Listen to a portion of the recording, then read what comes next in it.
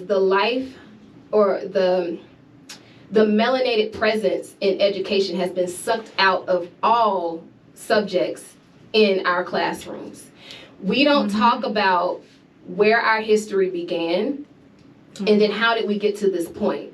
Correct. So if you don't want to talk about critical race theory, then fine, let's talk about, if you're talking about social studies, you can even go back to talking about maybe how the Moors conquered Spain and how they civilized Europeans. Too much information. And how they built all these universities. That's not in your...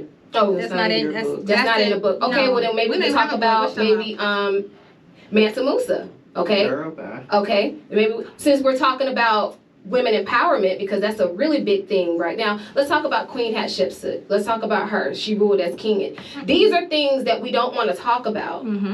Because because representation is so important, and Ty even said that when you have a group of kids that grow up learning about themselves even on a scientific level, if you're talking about melanin, for example, and how it affects us as people, if you have children that are in the classroom that are non-melanated, by default they become offended. Not offended, but they're kind of like, well, wait a minute, that's not the story that I was told. Correct.